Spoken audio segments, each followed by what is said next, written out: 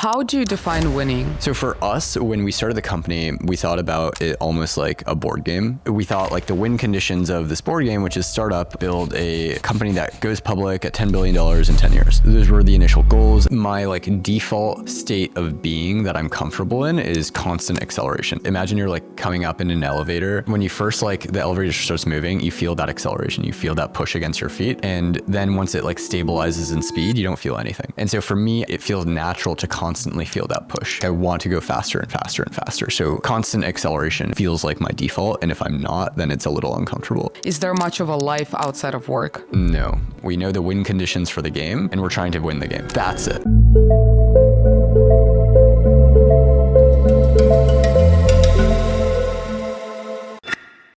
Hi everyone, welcome to the Luba Show.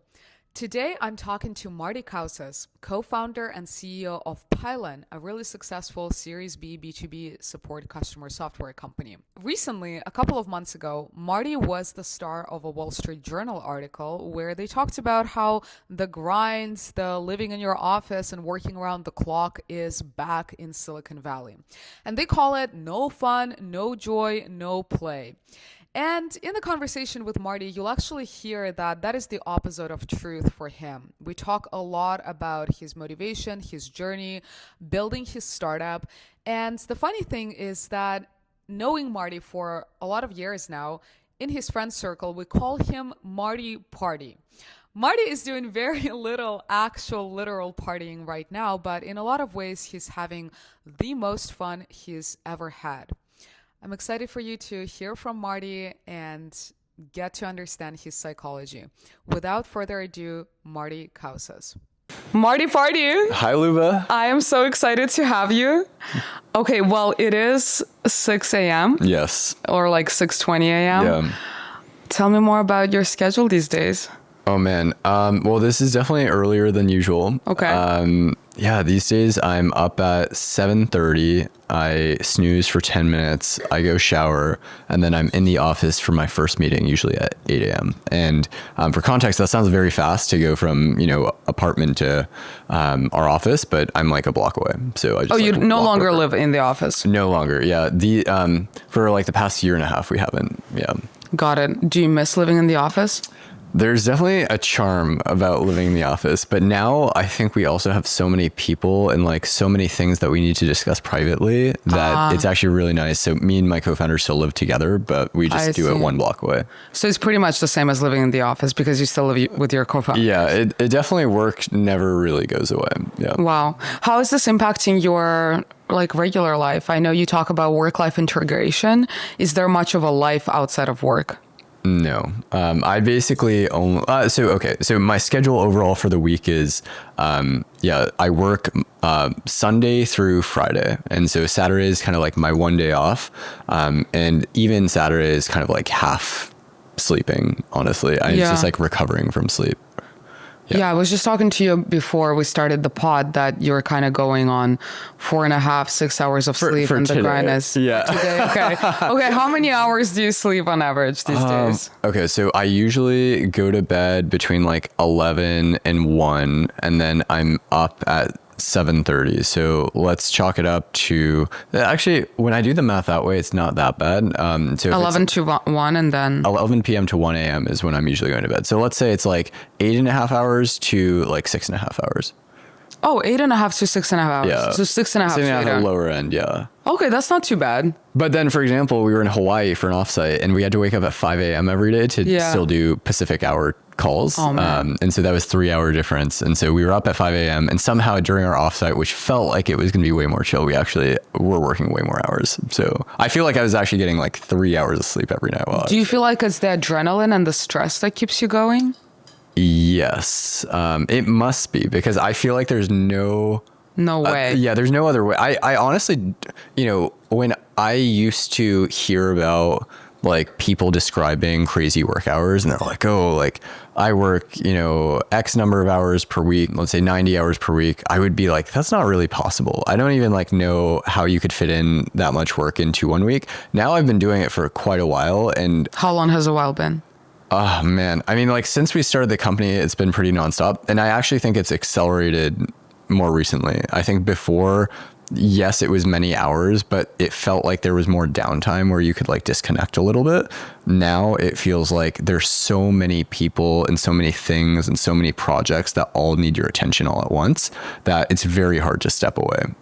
So yeah, I think it's actually grindier now than it was before. Are you worried about sustainability? I think on one of your LinkedIn posts, I think it was the one after the Wall Street Journal, where you were talking about how it's only the founder's expectation to grind so hard.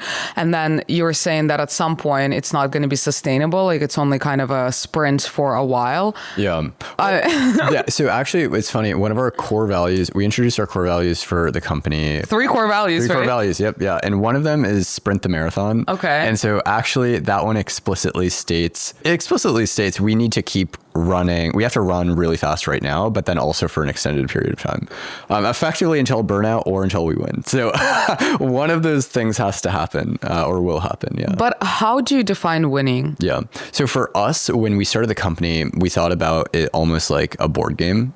So all of us love puzzles. All of us love board games. And we thought like the win conditions of this board game, which is startup, is build a company that goes public at $10 billion in 10 years. And so those were the initial goals. And in order to get there, we basically have to hit $1 billion in revenue growing, let's say, like 15% year over year. So that's the explicit stated goal right now. And so, yeah, we're like racing towards $1 billion in revenue as quickly as we can. That sounds great, but it's going to probably take multiple years, right? Yeah, definitely. So again, speaking of the human, your personal side, do you think is your sprinting more sustainable because your capacity for sprinting is higher now?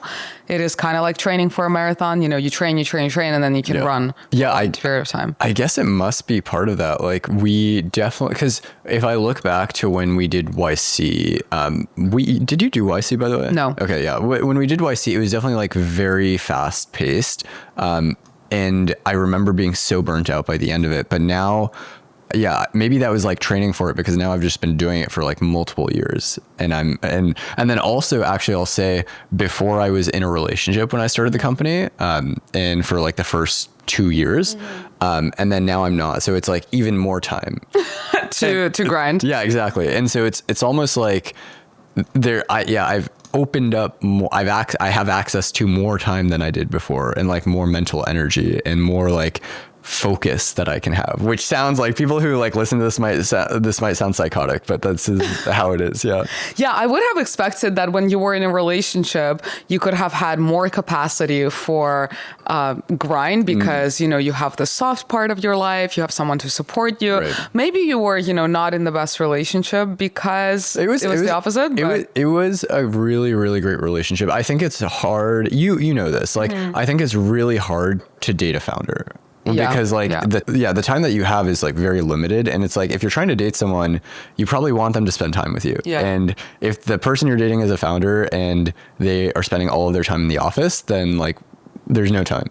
Yeah. So like you're not going to see them that often. And so I think that it's really hard. A lot of people actually, I think, really like the idea of dating a founder, but like the actual reality of it is terrible. Like it really sucks. What do you think is the glamorization of dating a founder? I mean, it's like a lot of people, of course, love the ambition, right? And they're like, oh, wow, they like raise a bunch of money. They like have a team. They're like building something really cool. But okay, the only reason you can do that is because you work so freaking hard. And so like that time has to come from somewhere. And it's in most cases, you're basically sacrificing relationship time for that. And I'd say like for me right now, it feels like the responsible thing to do is just like not date at all and just like think about the company until it's like really just running on its own.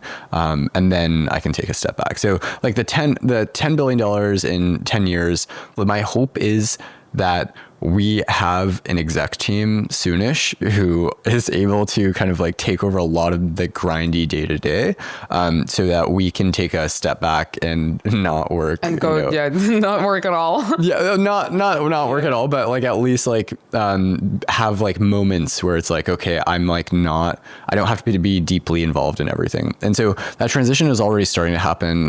Like company wise, we're around like 55 people now, and we have now 4 leaders across the team. So we have, most relevant for me is like a head of sales, who now has like, let's see, probably like 11 people under her. And she's, now crushing that job, handling recruiting for it. And so I can like take a step back and be like, okay, I'm like just a supportive role in that, for at least a moment. On marketing, we're starting to build out that function. We have 2 people there, a third one joining next week. And then I'm actively now starting to look for a head of marketing to come in and help with that as well. We have a head of customer support that we internally promoted, head of customer success we internally promoted, and then a head of engineering as well. So like increasingly a lot of like the grindy work or the managing of like so many individual projects to like kind of higher level goals is starting to happen. Okay, so you're hiring a bunch of people, and I assume that now these high level people will take off some responsibility. Do you think that's actually going to be the case? So yeah, we'll see role by role. I'll say like on the head of sales side where I'm most involved. Yeah, I mean, she is super, like she's like in the beginning, of course, like we're both working together way more closely. And we do work super closely together, but she's now handling a lot of the like day-to-day weekly operations. And now we're starting to see her do her first like sets of recruits as well, which is exciting too. So yeah, the answer is yes. And if they're not, then they're probably not doing a good job. Do you feel like you trust people? How's that arc been? So 3 of our 4 leaders so far have been internally promoted. So we had a really good sense of who they were beforehand. And my hiring philosophy is actually promotion philosophy is quite similar to the Airbnb model, where it's basically like, hey, you just have to start doing the work of the level above you and then just show that during the performance review, right? It's like, okay, I'm already doing this work that is of this next level, like just change my title. That's the like philosophy that I have. And yeah, that's worked well so far. Okay, so 10 billion in revenue in 10 years, 1 billion in revenue in 10 years or 10, yeah. What's the point? It's all for fun. Are you having fun right now? Yeah. Yeah. The thing is, and maybe like you can empathize with this, I think for a lot of people, you can't not do it. Like, I feel like I'm someone... Which part? I've like romanticized this idea of starting a company for so long where you like cannot imagine not doing it. Like you just have to. And like, even when it's not going well, you're just like, you need to keep going. And you're like, something in the back of your head is just telling you like, you need to try again. Like you need to keep going. And so, I mean, you saw this with me, like through many pivots and like back when we were both at Airbnb, it's like, man, first off, like I was like itching to leave. I like really wanted to start something. And there were like 2 years after I left where like nothing was working. Like it was just so brutal. Okay, I want to actually back it up a little bit. So you are of Lithuanian descent. Yes. So you grew up in San Diego. Your parents moved from Lithuania to the States. Yeah.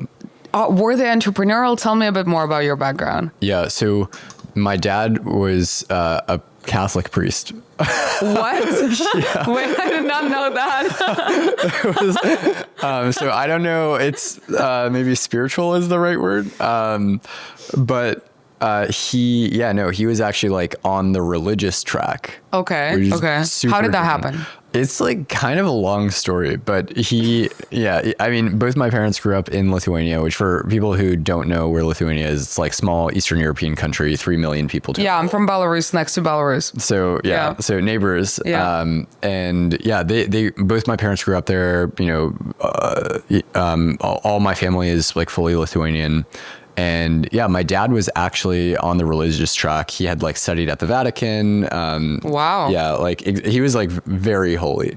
Wow. I guess that's the What's the story? So, I mean, he basically, it's interesting, like during the Soviet Union, which is, what my family grew up in, they like one of the places you could be rebellious against Russia, who kind of, of course, ran everything, was through religion. And that really appealed to my dad, where it's like, hey, there can be another voice of truth that people are allowed to talk or to listen to. And so actually religion was super, super important. during the Soviet time. So, and then he also felt like it was a really great way to help people. And so that kind of appealed to him. So he got on that track independent of his family? Yes, his family was not. In fact, I mean, you can't have a family if you're. Wow, yeah. He pretty much was going against the grain. Yes, definitely. Okay. His mom was like a teacher, and then his dad was not really in the picture. So, and then my mom, she was actually. So both are incredibly smart, and I'd say like my dad is more philosophical because you have to be when you're thinking about religion and like deep thought. And then my mom is, you know, she was valedictorian at her school. Like everyone in her town knew her. She was kind of like this very like charismatic type of individual, and very smart and hardworking. And then they met. They met basically after they both moved out of their hometowns, and I was not planned, and so they were also quite young. They were both quite young, yeah, and then. I was not planned, and your dad at that time was still on the path to be Catholic priest when he was moving to the US. Already. Oh, he was one already. Okay, and he wasn't actually like the reason they decided to come to the U.S. was there was effectively like a married priest conference that happens every year, and at the time it was like a super like taboo thing. Okay, and so they went to this conference. And your mom not religious, or she got religious? She had to. Yeah, it, like more culturally, I'd say it's because like, hey, that's where people gather every Sunday, and it's almost like a community thing rather than in Eastern Europe it's very secular, but people say that they're religious for the community reasons. Right. Yeah. So yeah, more culturally, and then they both came to this conference in San Diego, and then my mom actually had studied English in school, and so they then decided, okay, let's go to San Diego, and and they ended up staying. And so because that conference was in San Diego that year, they went there, and basically we decided we were basically taken in by this like really, really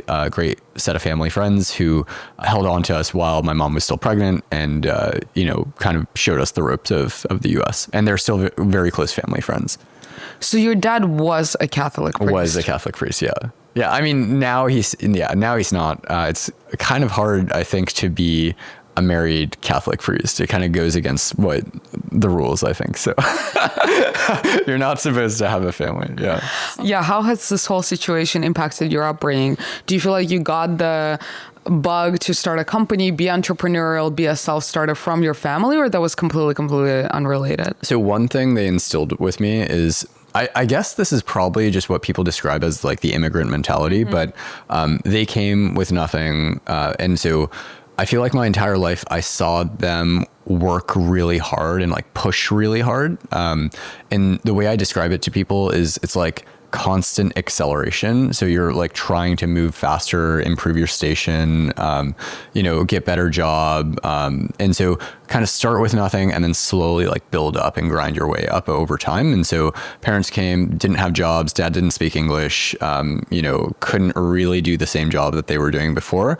And so my like default state of being that I'm comfortable in is constant acceleration. So like, it's not like a lot of the way to describe this. Imagine you're like coming up in an elevator, and when you first like the elevator starts moving, you feel that acceleration, you feel that push against your feet.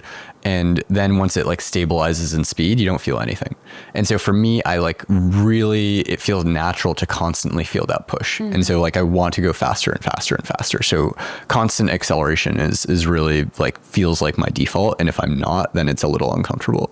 So you said that in an accelerated elevator, it's accelerating and then it becomes steady, stable speed, and you can really feel anything. Exactly. What is that steady point for you? And are you worried about the not feeling anything? Well, so the thing is, like, I think that's one of the reasons I needed to start a company, is it felt like, hey, like, a lot of people when they graduate school, they're like, okay, I'm just going to go do the job and climb the ladder. And like, that does not appeal to me. Like, I don't know how you felt at Airbnb. For me, I was like looking around myself and I loved my team, but I did not want to trade places with them. Like, I didn't want to trade places with the senior software engineer on our team, or the like director of our org, or like the VP of engineering, or even the CTO, to be honest. So it's like, if I stay on this path and like grind my way up, is that even something I want? And the answer was no. And so that type of like, that just felt, I don't know, it felt like there was something that could be better. And at the same time, I knew about startups, And I knew some founders, and even the ones who weren't doing well, which was most of the ones I knew, I would rather trade places with them. And I almost I don't know if you like the German philosopher Nietzsche, but he has this whole thing about you should use envy and jealousy as kind of as an accelerator for your own growth, or as a sign that this is something that you want. Exactly. Yeah, exactly. A sign that's something that you want. So if it's okay, I'm looking at the head of engineering at Airbnb, and I'm I wouldn't want to trade positions with them. But I'm looking at founders, and I'm I would trade positions with them. That's probably a good sign that I should go do that and try that. And so, just tactically for people who might be considering doing this, I literally had a Google Doc and I wrote out best case, worst case if I go start a company. So I was best case, company works out, I love it, I make a ton of money and never look back. Worst case, whatever I do fails miserably. I lose a bunch of money that I would have made otherwise. I become depressed or something. And then I probably go get a job again at Airbnb or somewhere else. And at minimum, even in the worst case, I'll get the bug out of my system. I'll be okay, this whole startup thing, I tried it. It wasn't for me. I can move on. So you were obviously pilled by the startups, seeing a lot of people do it. And now, so many people want to do a startup and it's this glamorous thing. Do you think people over glamorize it? But even if you do that, it's really important to try it for yourself and to understand. But then the question is, how long do you try until you decide to give up? And that's where I want to tap into your story, because you have tried for a few years before you hit on the train of Pylon. But what is your general perspective on what's going on in the industry now? Yeah, there's definitely a lot of performative founders that we've both met many, I think, right?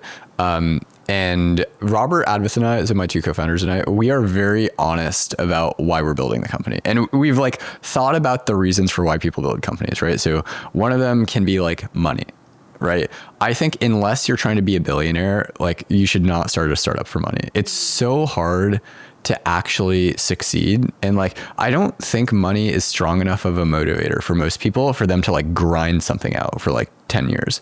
And just the sacrifice that they have to make it's too hard. So I don't think money is worth it unless you're going for $1 billion personal outcome. Then maybe it's okay, you have to do it. There aren't many other options. But I think generally money is a bad reason. I think passion is also a bad reason. And what I mean by that is passion for a problem or industry. So a lot of people will be oh, I'm super passionate about X industry or that industry. But it's are you so passionate about solving that problem that you experienced at work that you are going to spend 10 years solving it? There are some people who do that. Yeah. And they're I'm so passionate about the problem that the best medium for me to impact the solution or the problem is to start a company. But the problem, so my issue with that is one, can you really be that, be honest with yourself? Are you so passionate about that idea that you're going to spend 10 years grinding every day, sacrificing social stuff, everything. So sacrificing everything to go solve that problem. In my opinion, that's kind of fake. Or that I think. I don't know for sure. I'm sure there are people. Have you met people who are so passionate that they do it? I feel no. I feel the thing is actually when people describe to me, hey, I'm so passionate about this idea, I feel I sense some fakeness with it, because are you just saying that because that's what you think people need to hear? That's what you think an investor wants to hear, or whatever. I don't think it's a good reason. And then also the other thing is, if you're actually trying to build a business, actually being focused on a very specific problem might distract you from building a big business. And so for us, we're very focused on the revenue piece, right? And the size of company. And that informs a lot of our decision making, and also what we worked on in the beginning. So there was never it was really important to us that we had that clearly defined. So money, I think, is a bad one. Passion for an idea or space is a bad one. And then finally is fun and adventure. And I think that's the one that Advith, Robert, and I really have, where you can try to come up with so many excuses of why to do something, but fun and adventure actually are pretty consistent. And so if you're I'm just in adventure, I want to Airbnb style embrace the adventure, right? I'm that type of person who's very novelty seeking and excited about exploring and building stuff. And that's just for fun. And a lot of people don't like, they're surprised when we say that because it's so unusual. But it's true. I think for the three of us, we're very honest with ourselves that this is like a fun project. And as I described before, this is like a board game for us. So we're playing a board game. We know the win conditions for the game, and we're trying to win the game. And so that's it. It's really fun and adventure. There's obviously a lot of different types of fun. How did you figure out, and you got, I think, really lucky, and I want to talk more about your co-founder relationship too, but let's bookmark that for now. Like for three of you, the type of fun that you enjoy seems very, very similar. How did you all realize that this is how you had the most fun? Board games, you said? Well, so we think of the company like a board game where you're collecting resources, you're like reallocating them, you're trying to, there's some like win conditions for the game. I guess for the three of us, one thing we all feel actually, and we brainstorm this type of idea all the time, is it's impossible for us to not do this, if that makes sense. Like if we can't. Yeah, what does that mean? It means there's like something in us that like we have to do this.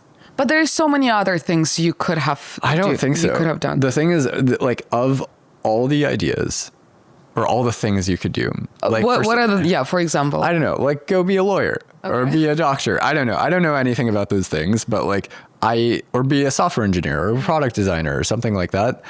For some reason, there's this like really strong, like romanticized idea for us that building a company is really exciting and fun. And part of it, for me personally, I think is like, hey, like, in high school, The Social Network came out and I was like, oh man, like this guy just had a laptop and he built like a huge company that changed the world, right? That's exciting. Or like watching a old Steve Jobs movie, you're like, wow, this person like really built something incredible from nothing. And so maybe for me, there's like the like 0 to 1 excitement. And then also the fact that it can have such impact on so many people and like lets you build this like living, breathing organism, which is the company. Yeah, for me, it was around 12 years ago when I was in school in Waterloo and I was living in this entrepreneurial residence, and they were very much encouraging people to start companies. And I was like, oh my God, one day I'll also be that type of person who starts a company. Obviously, my story and motivation did not make me last as much as you guys are right now with I'm Pylon. curious, did you also like get motivated by movies and stuff like that or no? I did, but not to the same extent, which is, I think the part about being honest with yourself is very important, because I figured out it's very important for me to be honest with myself as well. And I think everyone has to always be reflecting and asking, what are the reasons that I'm doing the thing that I'm doing, whether it's a startup or something else? Are those reasons still true, or am I becoming performative with those reasons? So coming back to movies, I don't think I had the same effect. I think some biographies and books, but I think there were other parts of those people's journeys that I found more exciting, and the founding in and of itself was motivating, but not to the same extent. So speaking of honesty with yourself, how do you reflect? How did you start getting on this journey of self-realization and self-prompting? Who maybe inspired you? What were the tools? I think one thing that's been helpful is between my co-founders and I, we are always very honest with each other. And we share ideas totally transparently to each other. So that I think allows us to get to the truth much faster. And we share ideas in a low ego way as well. So we share ideas in a way where it's like, okay, we're able to kind of explore and discover together, like, what are we actually thinking or feeling? And so early on, we had to define kind of what we wanted to do for the company. And we actually aligned on the reason we all want to do this is because we can't imagine doing anything else. It's fun. And you truly trusted that the type of fun that you all wanted to have was the same. Yeah. And so there are actually like ways to explore this. So like one is, okay, what's the motivation? The why is fun. The what is build a $10 billion company in 10 years. And then the how is also incredibly important. The how for us was like the grindy, like live in the office, like that type. We had this idea in our head. We had already like heard of this. The vision. We had the vision, yeah, for like what type of company we wanted to build and like how we wanted to build it. And so I think we could have worked on anything, to be honest, as long as it like was heading down the right path. And so for us, it was just more important that we focus on something that leads to like the win conditions of the game. And then we build it in a way that for us is fun, which is, hey, like sleep in our office on the ground or like in conference rooms. And like, that's just, I don't know, there's something about it. And it's almost weird because people outside of startup world might just not understand this at all. Like they listen and they're like, this is crazy. Who would ever want to sleep in an office? Like that sounds miserable. Like get a life. For us, that's so much more exciting than anything else we could come up with. Like it really is. Like sleeping. There's this like iconic photo that we posted on LinkedIn of Robert, my co-founder. Like he has his like mattress on the ground in the living room of our second like place that we worked out of. And all of us like lived there, and I was in a conference room. Advith was in a conference room, and it was just so silly. It was like really so silly, so fun as well. So I think, yeah, the why of motivation for fun, the what being defined, and then the how were all things that we aligned on super early on and have allowed us to like move really fast and make the right decisions. Okay, so this sounds incredibly lucky that you guys have aligned so much. Yeah. As far as I remember, the backstory was you were at Airbnb. You were, as you said, kind of like starting to get checked out, always wanted to start a company. You then left. We left around the same time to the CEO exploration. You personally, I've seen you have explored 2 or 3 products. One was the Parkinson's device. Yep. And the second one was the call thing for old people or something like that. Yep. Correct me if I'm saying this incorrectly. Totally right. And then maybe there was a third one, but okay, tell me more about all those explorations. So you had this like, I cannot not start a company. Yes. And then you go on to first find a first co-founder who was much older than you, had a Parkinson's disease himself. Yes. Yeah. So the first idea was, so I basically leaving Airbnb was exploring ideas with many people.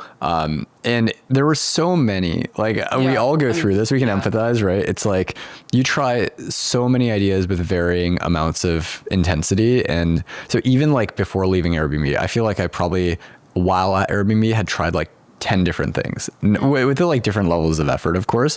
But at some point I was like, okay, I need enough time to go. Right. I think there was someone on the payments team that you also worked with at some point. Yeah, exactly. Yeah. And actually for the call idea. Yeah. So idea one, so basically first co-founder, I ended up meeting through my mom. Actually. Yes. And it was basically, she was like, hey, I know you want to start something. There's this like guy who started like a big biotech company before, which had gone public.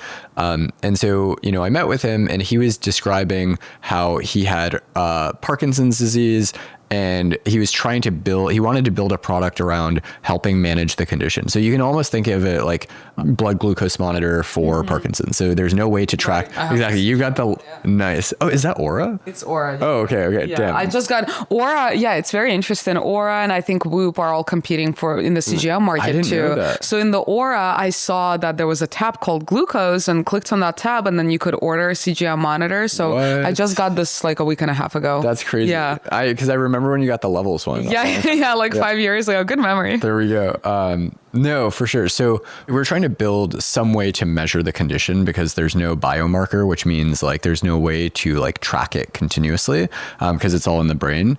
And so I basically built this like app for Apple Watches that could track tremor, which is one of the biggest symptoms of the condition. And so anyways, basically lots of reasons that didn't work out. I think one, co-founder matching was not ideal. Like it wasn't the same like how that I had imagined. The type of fun. Yeah, the type of fun. Like we weren't going to be able to live together. He's like, you know, later in his career. And then also the passion thing, it felt good to talk about what I was doing, but it was a little performative where I was like, oh, like healthcare, like is exciting. You're helping people, whatever. At the end of the day, like it wasn't something I was truly like, that was not going to drive me to keep going on it. And frankly, so passion is still to an extent important. I think for that type of idea, you probably want to be super passionate because like the iteration speed in healthcare is so slow. And so in order to even like get to the next stage, and also it's like not the best industry to work in, like you have to give yourself some sort of excuse on why to be there. And so I think passion is probably a good excuse early on for that. The one thing I learned was the co-founder I was working with was only really going to be a good co-founder for that idea. And so it kind of prevented us from like seeing that it wasn't going to work, and we kept trying it for longer than we should have. So we spent probably a year.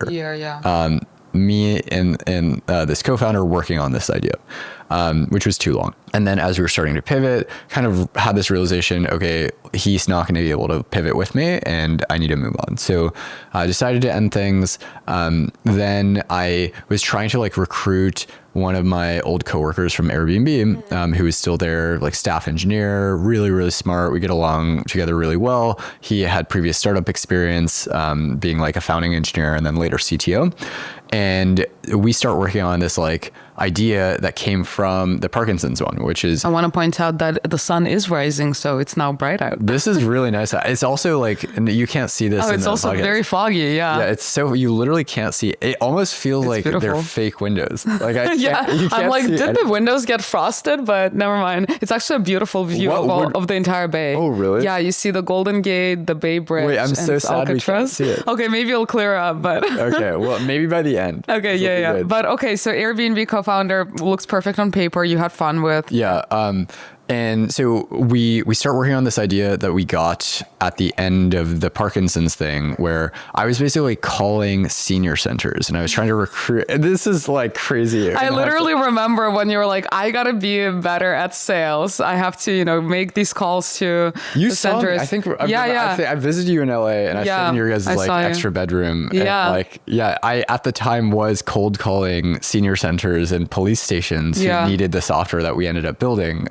I actually remember having a conversation with you around that time, whether it was the call center or the Parkinson's idea, and asking you similar questions of like, what is the motivator? And you were, I think, even telling me that even if I build some like crypto thing that I really don't care about, like I just really want to build something of my own. Yeah. And I think back then, I might be wrong, there was more of a money motivator too. And perhaps that's changed. I think when you're making no money, it becomes like slightly more of a motivator. I think at that time it was like cash flow positive. Yeah. I'm pretty sure you cared so much about cash flow. Yeah. And like the call center idea could have been the cash flow idea. Yeah. And so for context, basically was calling these senior centers to recruit people who had Parkinson's so that we could, get them to use our Apple Watch app. Right. So that was the context. And one of these senior centers I called, like at the end of the call, she's like, hey, by the way, do you guys build other software too? We're using this thing. It's super outdated. And like, we're looking for something new. So literally just told us that like, hey, the software exists that we'd love to use. Can you, build something new? And I think this is a really good tactical example of being open to ideas, to changing your idea, to listening to what your potential customers say. Right.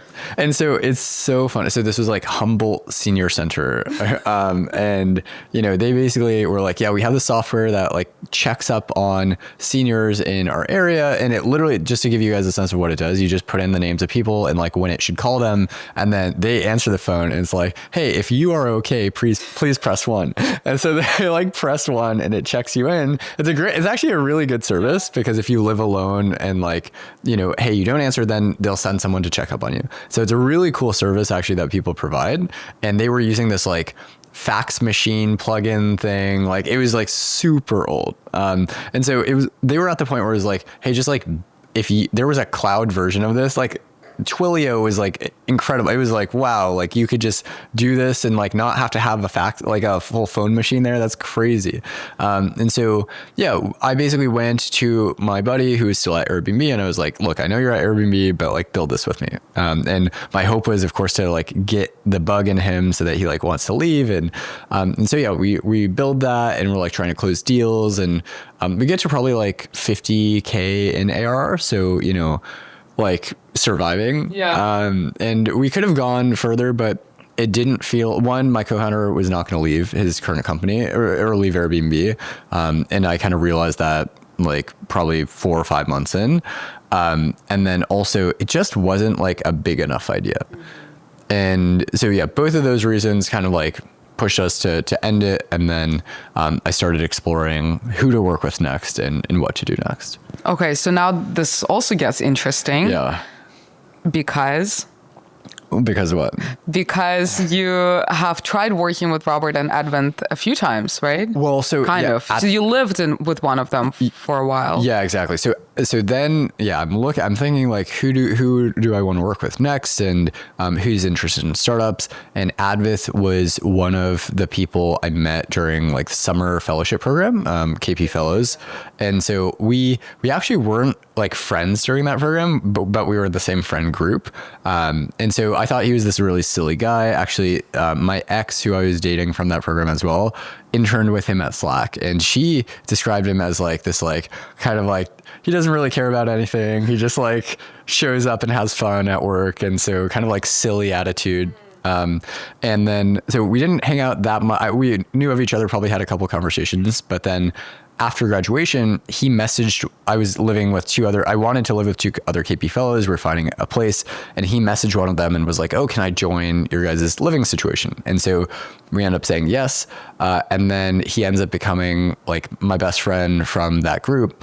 And we spend like almost every day talking. And it wasn't like work related. It was just everything, like lots of curiosity about the world and ideas. And like we made a book club and, you know, all these things. And so it's mostly just like having fun. And so, okay, now fast forward. And at that point, did you guys share your desire both for starting a company at some point and having that sort of fun that you've described? Yeah. Living in the office. Yeah. So I don't think I think that we did talk about startups, and like he was loosely exploring stuff. I remember like he was thinking about trying to become like a chief of staff for like some like well-known tech founders. And there was this like bug for startups, but we never were really talking about it together necessarily or in any like great detail. And then the pandemic hits, I start working on this first idea.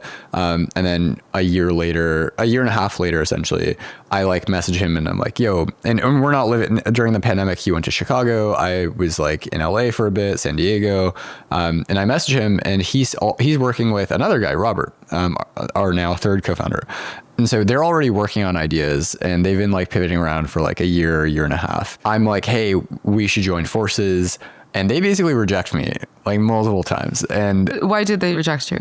So they basically felt like we were all too similar. And it was like, hey, they were looking at a logistics idea, for example, and they're like, we need someone who like knows the logistics space, who can sell into it, like build that side of the business, whereas we can be really good at product and engineering and build out that side. So they were looking for someone that they felt was more complementary, but so they were like, no. And in fact, at one point they had told me so directly, like, no, we are going to work with this other specific person. So they like had decided like this other specific person is the one. How did you feel in that moment? Oh, it felt really sad, because I was like, damn, I thought there was something there. Like I really thought like they were the people I was going to work with. How did you feel that? It's just like, I think after working with two people where like the co-founder matching wasn't correct. So first one, kind of like later in life, second one also like slightly later. And like if he were younger and like didn't have a family yet, I actually think it would have been a great pairing.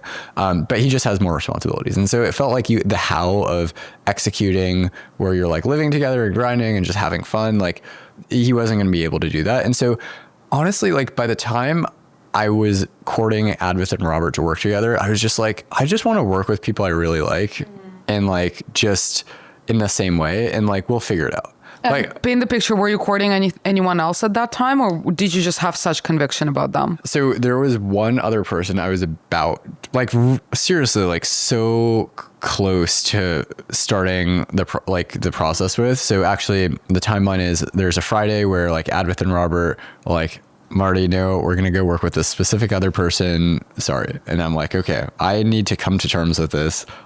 No means no, right?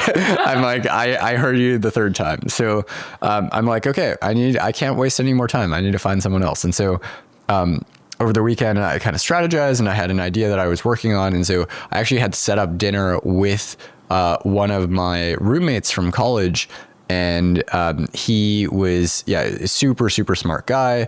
We actually like had kind of been testing some ideas together, not in like any official capacity, but we were exploring some crypto stuff because crypto was big.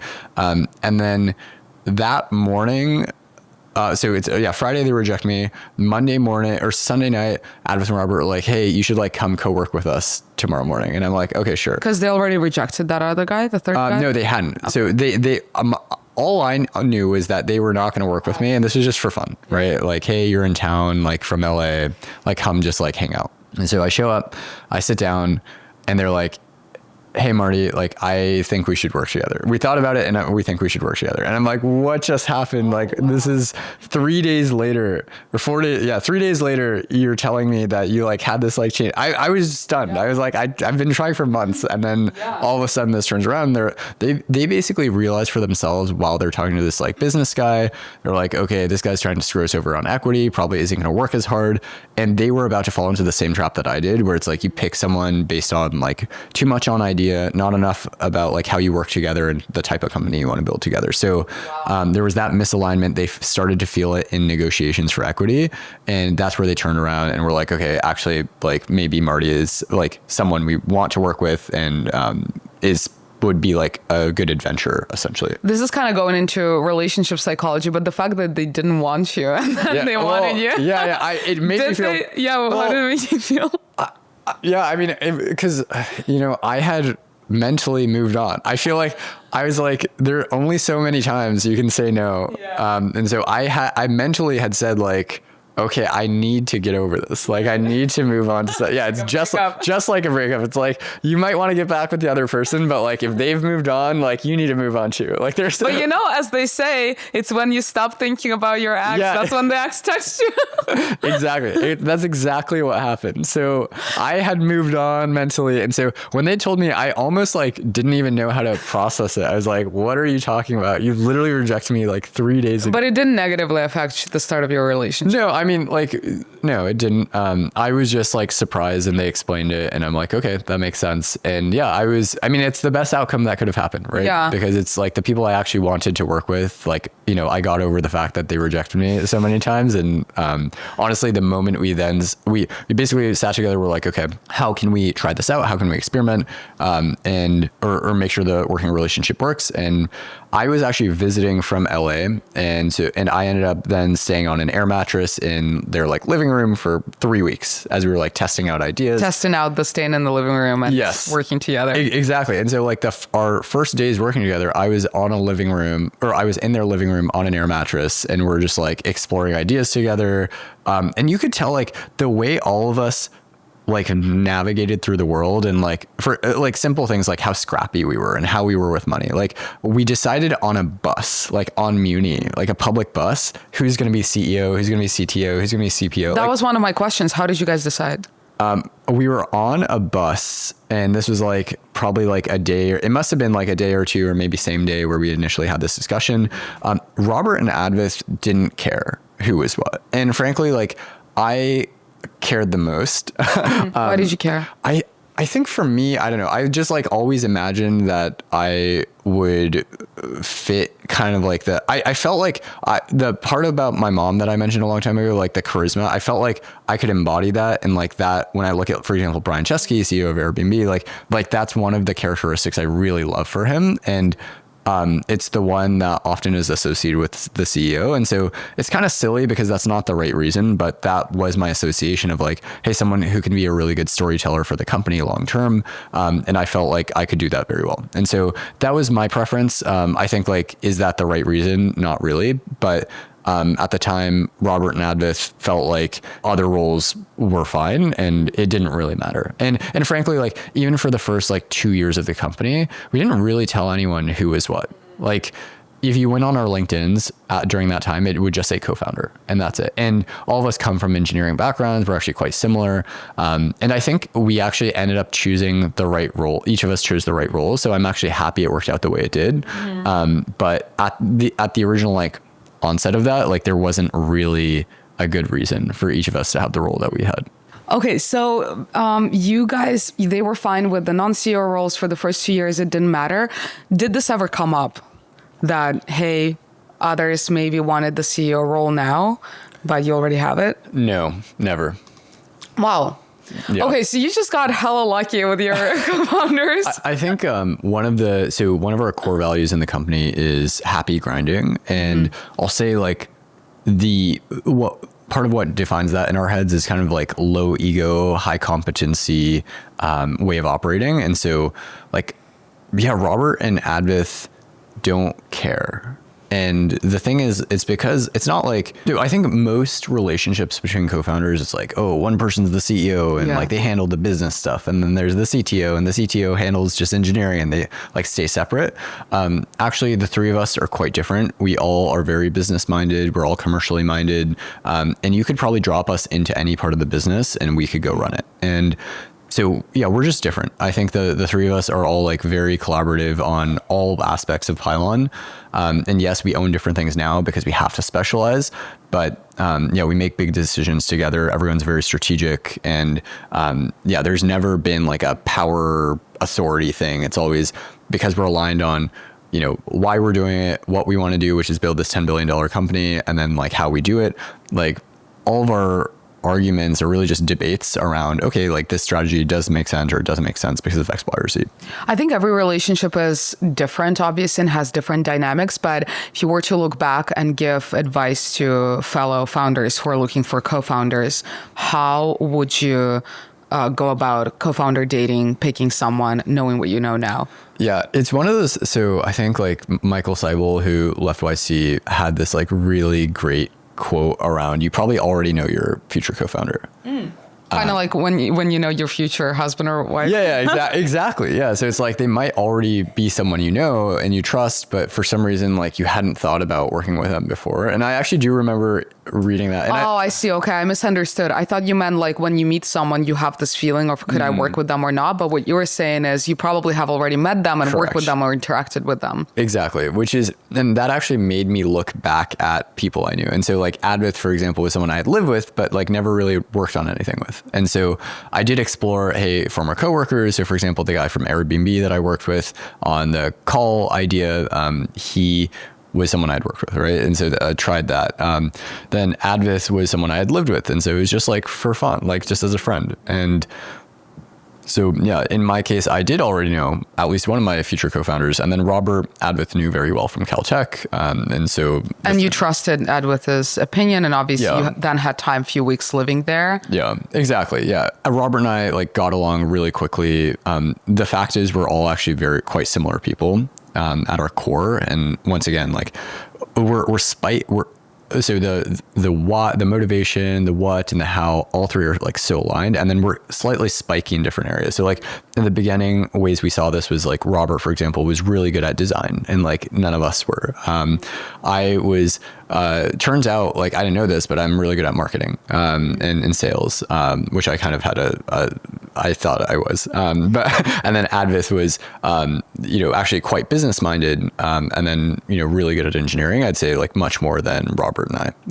Yeah, we all shared kind of like a common set of similar values, and then we were all slightly spiky in different ways. Would you recommend going through any sort of co-founder dating exercises, answering the 36 questions to fall in love or something like that? Or did you all figure it out through getting to know each other and working? Yeah, I think we just started trying it. And it is interesting because they had already started working together and developed a relationship first. Yeah. And then I, kind of joined the trio. And it was like a non-standard thing. And the thing is, like, most people think, yeah, basically the journey to like actually find the right co-founders, work on the right thing, for me took like 2 years. Yeah. And for them, they had already been working together for like a year and a half on many ideas. So they didn't switch I guess they had tried to work with other co-founders, like the logistics people who ended up trying to like screw them on equity. So like they did try, but it was like very short moments. Until then we all started working together collectively. I think it's also incredibly lucky that you guys all had such low ego, and especially given the situation that you were the third one coming in, and then you got the title of a CEO, that I think in and of itself is also quite unusual because, again, as you said, they didn't really care. Yeah, they didn't care. I would be lying if I said I completely didn't care. Like I cared at least a little bit. Yeah. But the thing that I've learned this from them more than anyone is like, they really embody the low ego thing, kind of the like, when we debate things, it's always not personal. It's very much like we're debating ideas and strategy. And so, yeah, the working relationship is just so good because we assume best intent. We're all aligned on the same actual mission and like where we want to go. And so, Yeah, it's really worked out. And like you could tell, like the first like days we started working together, it really felt like magic. It felt like we were like steel sharpening steel, like debating ideas very heavily, like very aligned on kind of where to go, the same like work ethic. So very clear from the start that we were going to make great co-founders. Yeah, that sounds so incredible and also so mature. The tenets that you just mentioned, the assume best intents, you debate ideas, it's not personal. Did that part come naturally because you all have embodied it independently, or did someone tell you that that's the way to build a co-founding relationship? Did you guys read books maybe, or hear that from YC partners? It was totally natural. And I'd say Advith and Robert did that very well. And actually, the good news is like they had worked together in some capacity before. So at Caltech, for example, they were organizing hackathons together and going to puzzle hunts together. And they were just naturally that type of person. I'd say like I was a little more the odd one out, to be honest. I had like a little more ego and, had grown up an only child versus they had siblings. So I kind of had the like, I don't know, I like needed to learn how to work better with people, to be honest. And I actually feel super grateful that the three of us ended up working together. I learned a lot from them on like proper ways of operating with other, in this case, co-founders, because the low ego thing, they embody so well. They like really embody it well. And, I've totally adopted that. And that's how we operate across the company now. That's incredible. Very, very lucky. And also, I mean, props to you for being willing to learn. Yeah. Yeah. And I'll say like now that I've told Advis and Robert this, I actually now surprisingly care less about the CEO title. I think like it would be fine if I were not CEO. If like one day we wake up and we're like Advith needs to be CEO or Robert needs to be CEO, I would actually trust them to do it and they would do a good job. So I don't feel like I need to hold on to this. I really just want to build a big company and that's it. 2 questions. One, have you adopted anything you've learned at Airbnb in the ways you operate the company? And 2, kind of similar, is there anyone that you really look up to in terms of people who run companies or also companies and how they're run? Yeah. So did you learn anything from Airbnb? I think there were certain things that you learn. Did you? Well, it's interesting because I really thought that I wanted to start a company that felt as tight as Airbnb was when you were an intern there too first, right? Like it was just so fun. And there was, you really felt like your coworkers were friends and people were so smart and versatile. And I actually do think as a complete third-party observer, that is something that you have at Pylon. And that was only true for like very early Airbnb days. Right. I think when we were about to leave, it was a lot more bureaucratic and people didn't really care as much and it was a lot more corporate. But that, especially 2015 time when I was an intern first, it just felt so fun and like you wanted to spend all your time with coworkers. And then as a result, when I started my company, I thought that I cared deeply about that sort of culture. But then for myself, I actually realized that I don't necessarily need to spend all my time with coworkers. I don't have to be like super good friends with them. I just care about doing good work. But I do think that's slightly different for you because you're all in an office. You have so much fun with your coworkers. And I think that is a big parallel to Airbnb, but you tell me whether that's true. No, that's completely true. Yeah, we have a lot of fun. So to give you an example, and fun is, again, like the core motivator for us in adventure. And so, for example, it's harder now because we're just so busy. But for example, 2 weeks ago, we had a team offsite where we flew in Hawaii, right? Hawaii. $140,000 or something. Yeah, we ended up spending, I think, like 170. Good Business Insider article. Yeah, exactly. No, so we spent a ton of money doing that. The year before, we had just like hit $1 million in ARR, which it's so funny looking back that we've like come really far. I can't share where we are today, but like really far from that. Wow. And so, we had just at the time like hit $1 million ARR, raised our Series A. We were like 10 people and we asked the team, we're like, hey, we're going to do a team offsite, full team offsite for a week. Where do you want to go? And so we just asked the team and we let them choose. And so we had a Slack poll and Korea ended up being the selected option. And so we flew the whole team to South Korea, Seoul, and we're there for a whole week to like 10-ish people. We rented out like one Airbnb that could fit everyone. And yeah, it was so much fun. And like, yeah, you look back on that and you're like, wow, like what a great time. Team was really tight, still is very tight. But obviously that it's growing so fast that now it's harder to maintain like that same type of closeness with everyone. But yeah, no, it was super, super fun. So what did you learn from Airbnb? I learned that I didn't want to work at a big company. That's a really important learning. Yeah, I learned like what I don't want. I also did. So this kind of goes into like the next question you had, which is who's someone you admire. Yeah. I mean, the only person. So when I asked myself the question, who would I trade places with? Brian Chesky. Yeah, Brian Chesky. Brian Chesky or one of the founders of Airbnb are the only people I would trade spots with.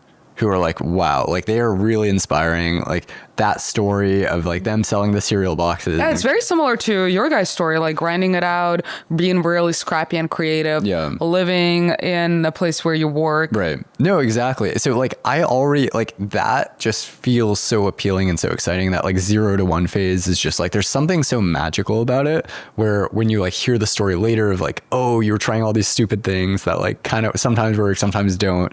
Most of them don't, right? Like looking back, those are like great memories because like, man, we had no idea what we were doing. Yeah. Like we were really just trying stuff and trying to see what would stick. So then for people who you right now admire, look up to, and I'm talking not just about, oh, this person somewhere far away, I don't have any interaction with them, but do you have actual close mentors that teach you things, or how much value do you put on that? That's a great question. I do not have close mentors right now, I'd say. There are a lot of people who give advice on like small tactical things, but in general, like my ideal advisor mentor would probably be Parker Conrad, like CEO of Rippling. We really Parker, if you're listening. Yeah, no, please. Marty. I would love, please invest in Pylon. We'll give some allocation. No, I think the way he approaches building Rippling from a just like focus on building a great business feels exactly the way we think about the company as well. And like the ambition is like we think that we are trying to build a similarly ambitious company where you're trying to consolidate a bunch of products in a massive market, eating away at like bigger incumbents. So it just feels like there are a lot of parallels between the two businesses. So yeah, we just really respect what he's done. And yeah, if we get to that same size, I think they must be like 1,000 people or something now. I think they like are now like worth 20 something billion in like what 6 or 7 years. So he did it. Like he did it, and so I would love to learn from him. And then Brian Chesky, I'll say the thing about him, and you and I can probably agree on this, he's like the most charismatic founder I've ever listened to. So I love charisma. Yeah. And actually an interesting part about him is I think it also was learned through a lot of reps. For Brian? Or? Yeah. I mean, he definitely has a certain baseline level of charisma, but he's gotten so much better as a speaker and storyteller. So when you were an intern, was he different, for example? No, he was already real. I mean, the company was already a few years old, but I think even hearing his stories, it took a lot of conscientious effort to become an even better storyteller. So I think that charisma is innate, but also you can, become a much more charismatic leader. Yeah. No, he's great. What about you? Like who's someone you look up to? Like who's a founder that you really respect? I also really respect Brian Chesky. I think, he's done an incredible job stepping into the position of the CEO. He's a great storyteller. He's very inspiring. Who is a founder? There is a few peers that I really respect that are like easier to look up to because they're kind of on the same track as opposed to this figure that, has already been there and done that. I really respect you. I think I've seen your journey. You've grinded it out. John Hu from Stan, Stan, the creators company. I don't actually. You should check out their LinkedIn. They post, they're like very much LinkedIn first, and it's Shopify for creators. And they started in a very competitive space, like LinkedIn bio space, but positioned really well for a very specific customer, and then grew, and then just prioritized their customer so ruthlessly and build a very similar culture where, customer first, we have fun. The team is primarily in person. I think they have 2 offices in Toronto and in LA. And and very much like that grinds, I have to do my best mentality. And I just think that he and his team are super, super inspiring. And we all started around the same time. So again, to the point of this is someone that you can actually have a conversation with, as opposed to like Elon Musk's types. Like, you admire them, but that's true. I guess I definitely admire, that guy. I mean, he's literally just like the best founder of our generation. Right. Yeah, like he literally is like, so we're like, we're building something in the cloud, B2B and SaaS, and he's like building rocket ships, building cars, building brain devices. It's like, how is this man having any capacity to even run one of those companies? It is really like, I listened to, I think it was Mark Andreessen was talking about how Elon operates and like how he is able to run like 6 companies at the same time. And they talked about how he will just like go into a company for a day, into one of the companies, and basically ask the question, like, what is the biggest problem the company's facing right now? I'm going to go solve it right now. Oh, wow. And so he just has the authority to pull all the right people into a room, be like, okay, let's like figure out how to solve this right now, today. Yeah. And so imagine like every week you're going to each of the companies and solving one of their biggest problem. And you do that 52 times a year. So you've now solved the 52 biggest problems of the company, which is actually, when you think about it that way, you're like, wow, that's like, you are just like one man army, like solving the biggest problems. And also, since you have the authority to do it, you can just like go and be like, whatever you're working on is not important compared to this thing. Like, fix this thing right now. And I think these iconic figures, they also have such resource gravity because they've done so much work. They're so inspiring. They attract the best talent. And then, you work with the best people. Whereas if you have great ideas, if you have the work ethic, but maybe you don't have as much charisma, for example, or you don't have you're not as good of a storyteller that can instill the idea that this is the most important thing for you, a super talented person to work on, you should come with me, then you're kind of left behind. So it's a constellation of all those things is so important. Yeah. Okay. So what is the hardest thing that you guys have experienced so far, having moved so quickly? Seed, Series A, very quick, like sub 2.5 years, you're already at Series B. Over 50 people. First time doing it. Yeah, it's crazy. It really is crazy. So we started the year, I think, at like 20-ish people. We're now 55. So like almost tripled. Wow. That's so fast. Like super fast. It's funny when we were doing like headcount planning for the year, we're like, okay, we're 20 people now. We'll probably be like 30 something by the end of the year. And like within like 4 months, we were way past that. So that was unplanned. Well, it's like, you just don't know what you don't know. Right. And so, for example, now that we're aggressively building out the sales team, it's like, okay, well, if we're trying to grow, let's just take a sample number, like 15% month over month or 20% month over month. It's like, okay, well, who's going to bring in that pipeline? Who's going to close those deals? Who's going to support those customers? Who's going to help them get implemented? Like every single function has to grow at the same rate, unless you can find some like great efficiency gains, which of course we're trying as well, but it's, we're throwing people at the problem to start. So back to the question, what's the hardest thing you had to experience, you personally and your co-founders, given this rapid growth? I think that, there's so many hard things.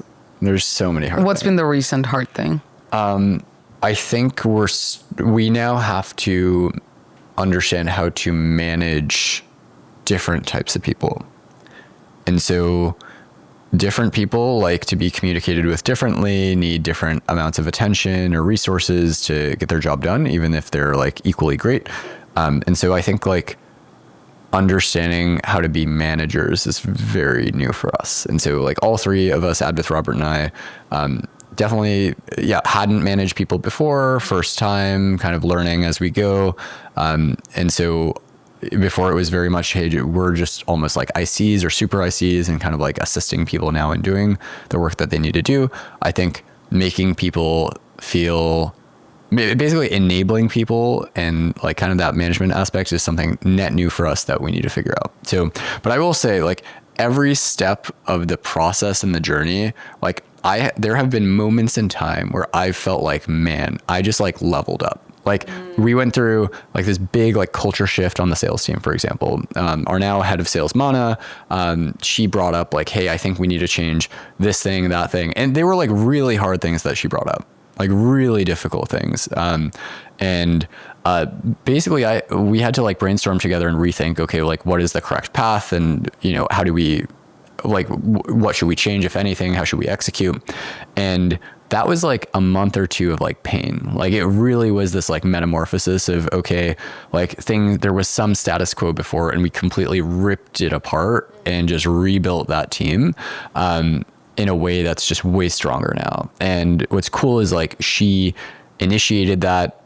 We were able to do that together, and now you can just see the team operating like so efficiently and so well. And so that process for me was definitely incredibly painful, because you're going from some sort of status quo to now like completely evolving your mindset about it and how you operate. So I remember like at the end of that period, I felt like I had changed. I felt like that was like such a painful like evolution that, yeah, I felt like, okay, I had never done something like that. I have now, and I can do more difficult things. And so now we're starting to do that across many other teams as well. What are you scared of right now? So when we ask YC, and specific, like our YC partner, what are the reasons companies typically fail? They say it's because the team stops grinding. Wow. And like the thing for us, we're in a massive market. We have an incredible team. We have good momentum. So what could stop us? It really feels like ourselves. Like like there are going to be competitors all the time. There are going to be like different like economic things. As I say, it's when the founders quit, the company dies. Exactly. And so we need to not stop. We cannot stop. It has to be this like day one mentality always. We have to keep moving fast. You cannot take your foot off the gas for like any moment. We have to keep moving quickly. I think our biggest risk is slowing down. I'm tempted to ask something about the mental resilience of the speed, but I'm stopping myself slightly, because I think there are just some people who are, we can talk about mental health and peak performance, but there are some people who are so driven by, let's say, I cannot stop and I just have to see it through. Yeah. That is such an insane motivator and driver that things like negative self-talk or stress to the same extent don't really affect you. Is that true? Or is there some sort of, you give yourself like a pep talk when you're stressed out? Like, what's your mental game? The thing is, I just realized that the only thing that will make me less stressed is doing the thing that's making me stressed out. Right? Like there's nothing, like I can meditate all I want, but unless I fix the thing, I'm going to be stressed out. So it's like, if you're trying to go to bed and you're like, fuck, I really need to like get this thing done. Like you might just need to go do it, and then you'll sleep better. Like otherwise you're just going to be laying there in bed. You're like, oh, like I'm thinking about this thing that I need to go do. And like, yes, there are many cases where it's like, okay, you need to push that to tomorrow. Yeah. Or you just like, it's actually not the most important thing. So you can, but realistically, if something's stressing you out, it's probably stressing you out because you should be doing it, but you're not. So and then you're beating yourself up, and then it becomes a self-fulfilling cycle. Exactly. So I think for me, I've just learned that you got to trust the stress and like let it guide you and tell you like what the right things are to focus on. And the only way to fix it is you just solve the actual problem, the underlying problem, versus like you can meditate all you want. You can like take whatever like supplements you want. You take melatonin, it's not going to help. Yeah. How are you thinking about life outside of work? Obviously, right now, there is no life really outside of work, or like work is life. But, things like relationships, seeing family, spending time on the simple things that people say matter. Yeah. I mean, family always has to be important. We definitely try to sacrifice as little as we can on that front between Rob and I. So, family is super important. I try to call them as much as I can. So yeah, no changes there. And like the only trips I do are to see family. When it comes to dating, I was dating someone for the first 2.5 years of the company, didn't work out. And I am there's so little time that I can't imagine dating right now. Do you feel like you're missing out? Because, you guys are in your 20s, which actually sometimes some At some point during the interview, you mentioned that your Airbnb potential co-founder or someone else, like they had a family, so you guys were misaligned life stage-wise. Do you think that this level of grind is only possible when you don't have as much responsibility? Because as a counter, there are obvious examples of founders who are in their 40s and 50s. They have families. They're also grinding, but I guess slightly differently. Yeah, like I think the advantage that people who are slightly older will have is they have leverage with their experience, so they might know the thing to do, right? Especially let's say like, hey, Pylon didn't work out and now I'm going to start a second company, right? I would probably be more efficient in the things I do. And so my advantage would be, hey, I have the experience. And so I don't have to make all the same mistakes. And in some ways I can move faster, right? The ideal, I think, is you have both. So you have like some experience and then you also have like the lack of responsibility. So there's probably I feel like there's probably this sweet spot of like late 20s, early 30s, where it's like you might be right at the cusps where you're about to have responsibility, but you don't yet. And so you can like really run probably faster than anyone at that point. I think, yeah, if you have a family, you can definitely grind. It's just going to look different because, of course, someone who doesn't have one is going to have way more time. And so it's literally just an absolute numbers game, right? There's just more hours in the day that I can use that someone else can't. Switching gears a bit to the product that you're building, because we actually pretty much did not talk about Pylon or what it does at all, but Pylon is the Zendesk killer B2B customer support software. Like, do you find that what you're building is truly giving you and people around you meaning? So the way I think about us providing value to the world is it's actually built into what we want to accomplish. So if people are paying us money, so first off, people hate spending money generally. Like they do not want to give you their money unless you are solving a real problem for them. And so if we're unless it's something status oriented, which obviously you can say that it's solving a problem. Yeah. Right. So like, it solves their problem. They want it, right? You're providing value to them somehow. So I think like just logically, if we build a company that makes $1 billion in revenue, that can directly be tied to the value that we're providing to all of these companies in this case. So yeah, I think we're providing a ton of value. Like people do not want to give us their money unless we're solving a real problem for them. And so, I feel super excited about it. It's like always super meaningful when someone's like, signs an order $100,000. We're like, wow, the company just decided that they're gonna like trust us with this amount of money to run a huge, incredible part of their business. And the thing about Pylon is, unfortunately, we had a bit of trouble with equipment in the last bit of the interview, which I was really sad about once we finished filming. So the sound in this part of the conversation, just beware, is going to be slightly different than the sound in the rest of the conversation. I'm so sorry about that, but enjoy. Pylon is so important to people's companies because we are customer facing. So imagine like every time your customer interfaces with your company, it's going through Pylon. So you open up a support ticket or you're trying to have set up shared tasks with a customer. All of that is end user facing. So we touch our customers. And so it's a really big deal for them to trust us with our responsibility. And also then all this customer data is flowing through us. We have this opportunity to build all sorts of signals of hey, we can let our customers know this customer is at risk of churn, or this one, you don't onboard them there, or this one, you can upsell them because they seem to be really high. So all that stuff, huge responsibility that people are giving us to run that. And so, yeah, I feel really good about the product and the value we actually provide to companies. Tell me a bit more about your big dream. Like, what do you want the world, your personal world in 10 years to look like? What do you want the temp world to look like? What do you want Pylon to be? To be honest, I don't think about any of those except for Pylon. I'm really just focused on Pylon. There just isn't anything else. It's just Pylon. And I think you kind of have to have that mentality and focus because we don't have time to think about other things. It's so hard, and then you get so little sleep that and there's so much to do that you just don't have breathing room, to be honest. We talked about this when I came up.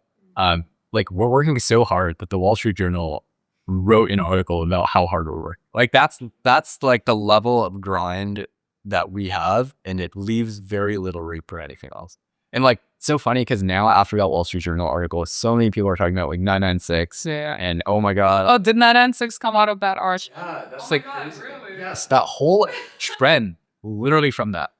And after the Wall Street Journal article came out, I made this post. I was like, hardcore startup culture is back, right? Like this is a very, I declare it. It was like, okay, Wall Street Journal has now like given us the authority to be like, it's hardcore time. Yeah. And Which hasn't been the case for a while. I mean, during the whole cancel, etc., South Silicon Valley closure, it was bad to talk about grinding. yeah, isn't that crazy? Like, look at that. Like when we were at Airbnb, definitely that way. It was all about like kind of like niceness and like work-life balance. It's like, no one who wants work like that was just start a company. Like that is not, those two things are not aligned at all. And everyone wants it to be like kumbaya, anyone can do anything. That's not true. Okay, so let's say 5 years from now, you're still grinding as hard, probably harder, given what you said about acceleration. You're 28, you'll be 33. Do you think you'll be regretting anything? The thing is, if I don't do this, I know I'll be sad. Okay, fair. So it's regret minimization. I think Jeff Bezos talks a lot about regret minimization. Exactly. So I know when I was at Airbnb and not starting a company, I was like depressed about not starting up. I was like, I knew it's like you have the gut feeling. No, you would be sad about that much more than you would be sad about other things, like let's say having a relationship or like having more time to experience the world or building a closer relationship with your friends. But I think your counter argument might be I'm doing all of those things through Pylon, but for the relationship piece, like you go on offsites, you build memories with your teammates. I think also I got lucky in the sense that I got to travel a lot before Pylon. And so I've been to like 26 countries. I like had this study about your sister. Yeah, I have like family in Lithuania. And so, have seen a lot of different places. So I actually I feel like there's like less value in just like going and seeing a new place. Like, yes, I will enjoy it if I go, but it's not like, oh, if I, like, for example, this would be sad, but it wouldn't be the end of the world. I never went to Japan, right? I'd love to go to Japan, but it's like Your team on an offsite to Japan next year. But the thing is, it's like, if I never go to Japan, Yeah. like, that's okay, to be honest. I actually don't feel like that's important. Like, it's fun, but it's not important compared to other things. Whereas, like, I know for me, just like as a, hey, did I optimize for like potential and is there any unfulfilled potential that I have? Like, that's much more important. Is like fulfilling that potential and making sure that I like put my best foot forward and actually try to make it happen.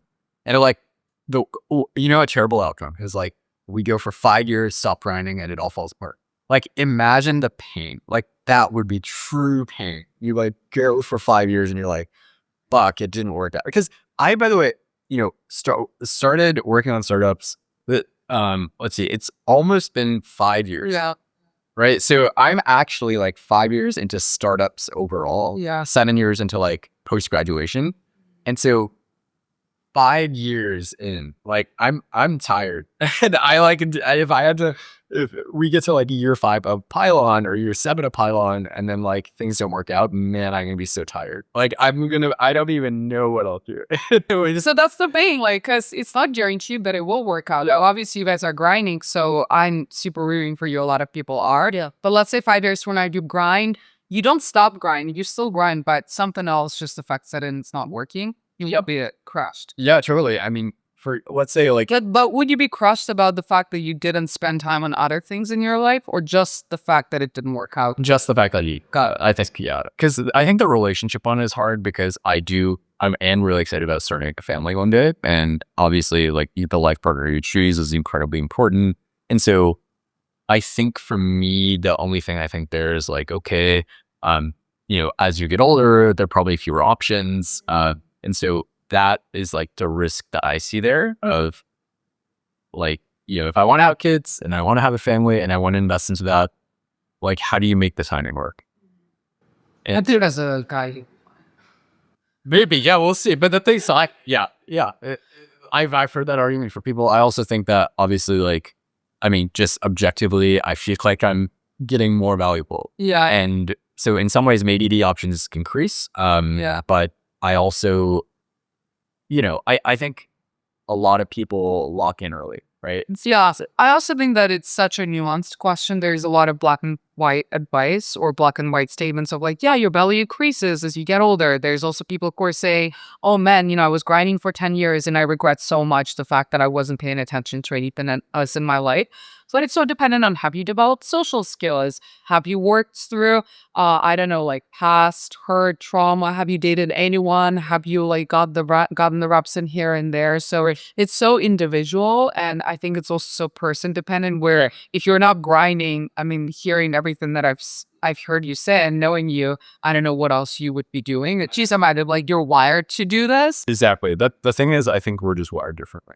Yeah. Like it just, I don't know how to turn it off. Yeah. And like, I actually learned recently in talking to someone about this, that I actually even get annoyed when someone says like to me, hey, like maybe you need more balance. Like that annoys me hazardly. I'm like, why are you saying that? Like, I don't want that. Like, that's not how I want to operate. Yeah. And so it actively makes me unhappy or like less excited to spend time with that person, because I don't want balance. I want to be very intense and go really hard.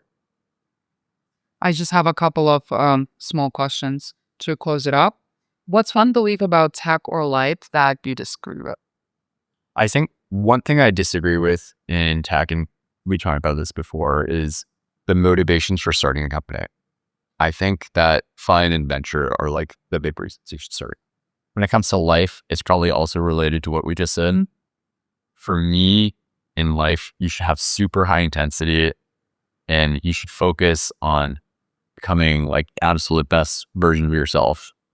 And I think a lot of people like don't think that way and they give up early. And it's actually for me, one of the most sad things is watching friends who I knew were super ambitious, you had like drop off and stuff.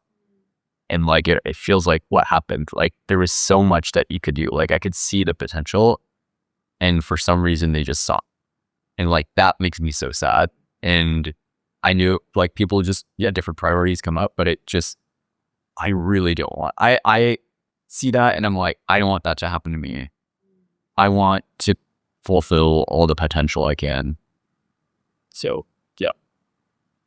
What's something tiny that brought you joy this week? I think, so we actually just did, so me and my co-founders get to spend less and less time together. And one of the things that brought me joy this week was we went on the Anderson podcast. The three of us got to sit down. Oh, the last one with Eric or with Eric? It was with Jennifer Lee. Okay, nice. And, it's so like, there's a reason we worked really well together, but during the day, even like when we get home to the apartment, we don't have that much time together. Like very little. Like we have to like block off time on the calendar, and even that often gets like over. It's like right now our founder sticks are like 8 p.m. on like Tuesday, Thursday, but often that doesn't happen. And so the thing that brought me joy was getting to spend time with Abith and Robert, and like kind of, even if it was a podcast environment where we still got to do our interactions, and you're just like reminded why you like these people so much. And so, that was a very positive moment. Awesome. Do you have a daily habit that secretly breaks you? I am very big on the Brian Johnson train. Oh my God, you are? Holy shit, we could have spent a lot. How are you, Saruman?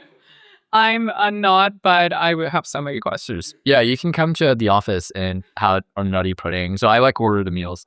So it doesn't bring me like a ton of joy per se, but I'm like, You secretly love it. I like that it's like one of those things where it's like, okay, I can get it to a routine where I'm doing something that's helpful to me. And so my philosophy on this is, like, I'll eat like 2/3 like the Brian Johnson meals and do all the supplements. And then the last meal of the day, I'll just do whatever I want. So like I fill myself up with the good stuff first, and then, whatever happens for dinner, like it's fine. And so I when I go to the office, I have my nutty pudding. I have some supplements. I have like the longevity mix. I'll take the olive oil shots before meals. For lunch, I'll like do the super veggie. It's cool that there's just like a default option. I can like essentially trade money for Less choices. Yeah, less choices, like some defaults that will hopefully help me live longer and be healthier. So I love it. Well, Marty, I know that we're over time and you are super time constrained. Thank you so much for coming. I don't like we're gonna be talking for 1 or 2 more hours. That's just so fun. Yeah. I love your mindset and mentality. I do think you're wired differently. So I love the fact that you get to do what you're doing. Yeah. Working for Pylon always. Yeah. Yeah. And thank you for having me on the Luba show. I'm excited to be here and hopefully get to be one of the first guests. So Yes. Thank you so much. Yeah. Awesome. Luba. Yeah, please. Cheers.